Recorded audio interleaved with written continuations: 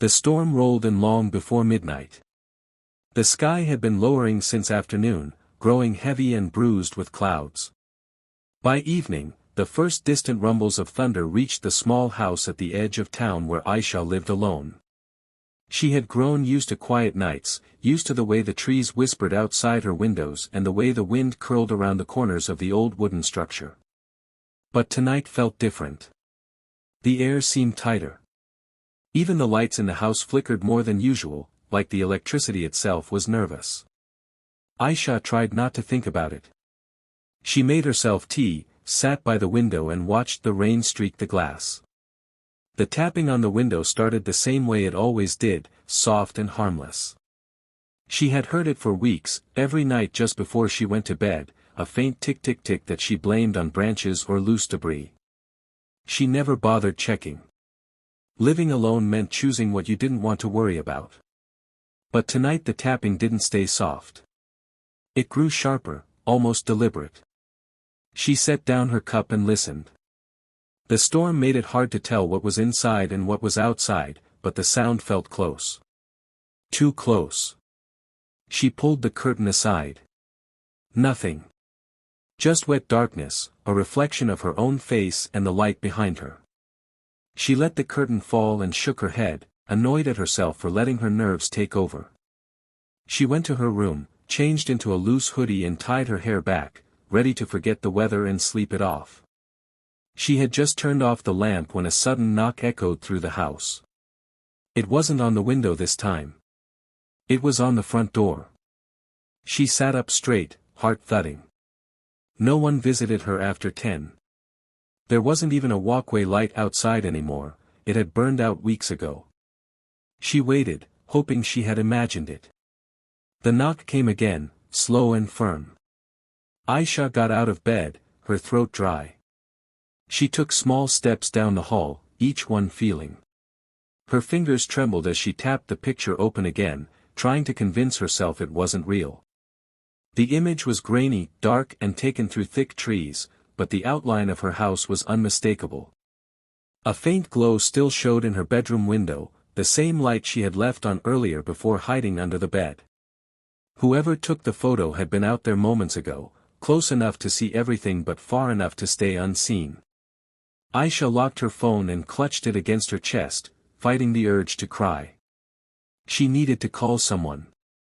Anyone. Her closest neighbor lived several streets away, too far to hear her if she screamed. The police station wasn't any closer. And she couldn't even be sure that the person who entered her house was gone for good. The storm pounded harder. Wind pressed against the windows, and the house shook under the rain.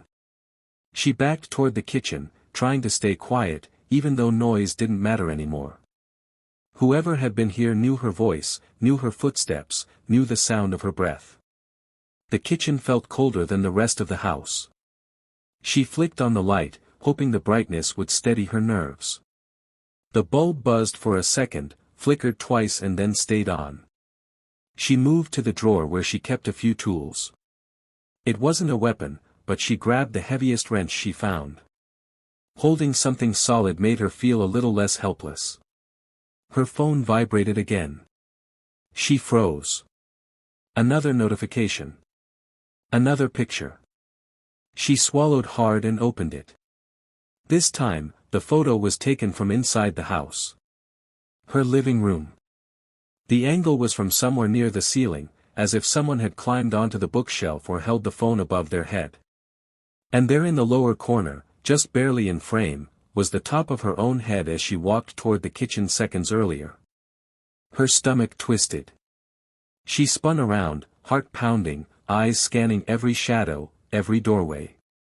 The house seemed empty, but the doorknob turned slowly, agonizingly, each rotation a deliberate twist that made Ayesha's stomach churn.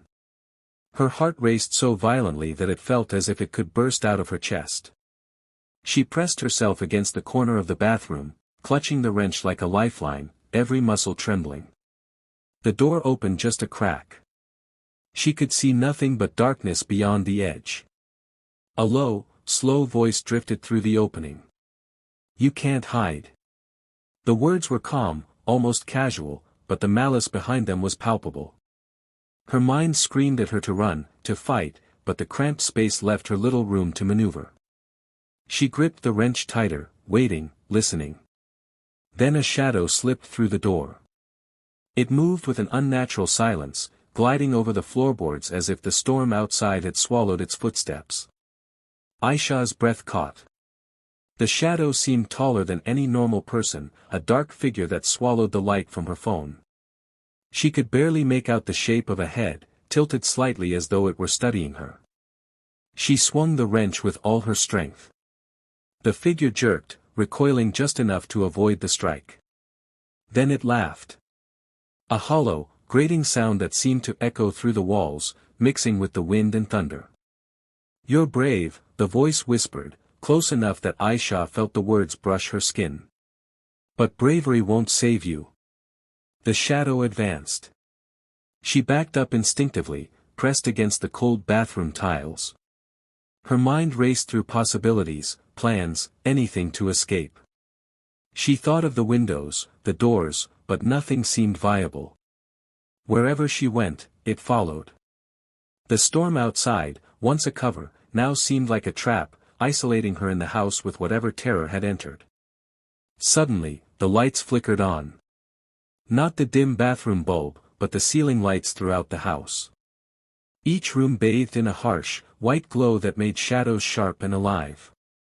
Ayesha felt trapped. The attic was suffocating. Dust hung in the air, and the wooden beams creaked under Ayesha's weight.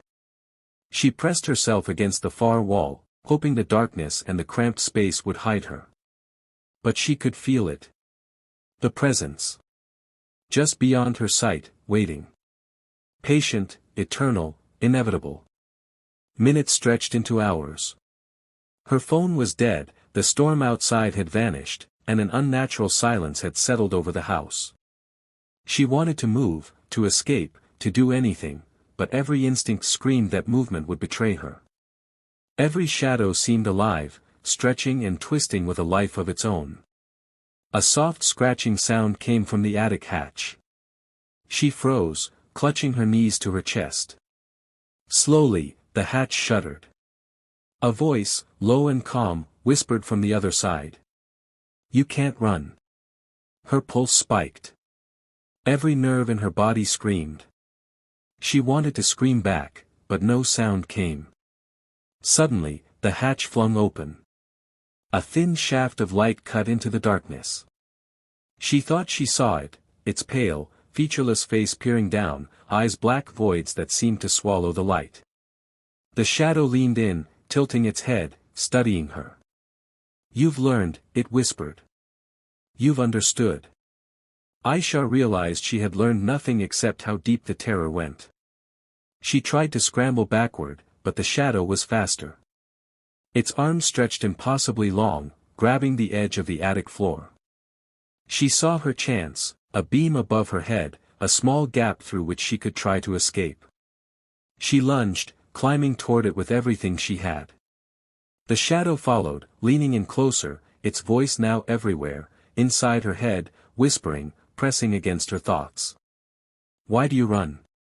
This is home. This is where you belong." Her hands shook as she reached the opening. She pulled herself up and slipped through. Darkness swallowed her as she dropped to the roof outside. Rain had returned, cold and heavy, drenching her instantly. She could feel the shadow below. What?